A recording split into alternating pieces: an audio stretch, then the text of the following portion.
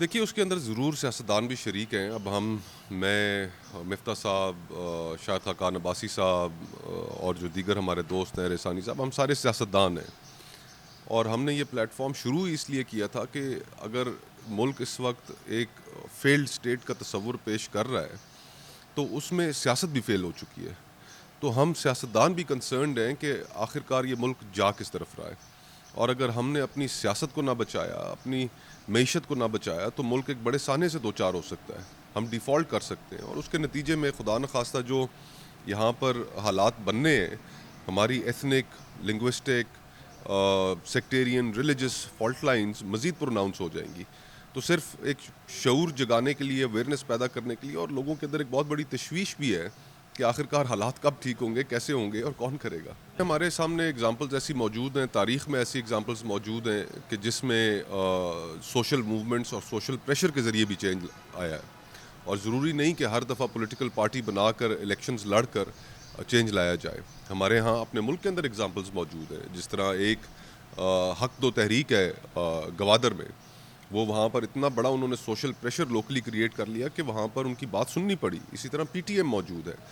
تو یہ جو سوشل پریشرز ہیں یہ مکالمے سے ہی جنریٹ ہوتے ہیں. اور جب ایسا لگتا ہے کہ وہ سوشل پریشرز جو ہیں وہ پھر بھی ایڈریس نہیں کیے جا رہے، تو پھر مختلف جگہوں پر ایسا ہوا ہے ماضی میں کہ سیاسی پارٹیاں پھر بنی ہیں.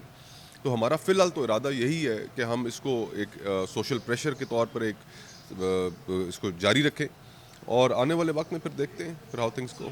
اب اگر اسٹیبلشمنٹ کے کہنے پر کوئی پولیٹیکل موومنٹ شروع کرنی ہے، اویئرنیس کی کیمپین شروع کرنی ہے، اور اس کے اندر یہ بات کرنی ہے کہ ملک جو ہے وہ بطور سیکیورٹی اسٹیٹ مزید نہیں چل سکتا، تو پھر کیا وہ یہ ایسی چیز خود سے شروع کرائیں گے؟ کیونکہ 75 سالوں سے تو وہ ملک کو سیکیورٹی اسٹیٹ کے طور پہ چلاتے رہے. ہماری اجتماعی جو نفسیات ہیں، انفارچونیٹلی اس میں ہماری کنڈیشننگ ایسی ہو چکی ہے کہ ہم کوئی بھی چیز اگر آرگینکلی بھی شروع ہوتی ہے تو اس کے اوپر ہمارے ذہن میں پہلا سوال ہی یہ ابھرتا ہے کہ یہ ایک سپانسرڈ کوئی موومنٹ ہے. تو یہ ہمارے ساتھ ایک سانحہ ہوا ہے کہ ہمارے جو اسٹیبلشمنٹ کی جو انوالومنٹ ہے وہ اتنی اس حد تک رہی ہے ہماری پالیٹکس کے اندر کہ لوگ اب یہ تصور بھی نہیں کر سکتے کہ کوئی چیز خود سے شروع کی جا سکتی ہے. ہر چیز کو لوگ شک کی نگاہ سے دیکھتے ہیں. تو اگر تو وہ خود ہی اسپانسر کر رہے ہیں اپنے جس چیز کے اوپر پاکستان 75 سال وہ چلاتے رہے، اور ہم اس کی اگر نفی کر رہے ہیں، تو پھر ان کی عقل سلیم کو داد ہی دینی چاہیے. میں left of the centre politics اس کے اوپر یقین رکھتا ہوں. لبرل ویلیوز، پروگریسو پالیٹکس، اس کے اوپر یقین رکھتا ہوں. اور پیپلز پارٹی کے اندر بھی وہاں پر ہمیشہ ایک پوزیشن اپنی اس حوالے سے رکھی. پیپلز پارٹی کی اپنی شناخت بھی ہے اس حوالے سے. میں ان آئیڈیلز میں بلیو کرتا ہوں، اور یہ سمجھتا ہوں کہ ہمارے معاشرے میں جہاں پر لوگوں کے سامنے بہت زیادہ right of the centre choices ہیں، جن میں مذہبی جماعتیں شامل ہیں، جن میں دیگر بڑی جماعتیں شامل ہیں، وہ سب دائیں بازو کی جماعتیں ہیں. تو لوگوں کے سامنے ایک left of the centre liberal progressive values والی جماعت کی آپشن ضرور ہونی چاہیے.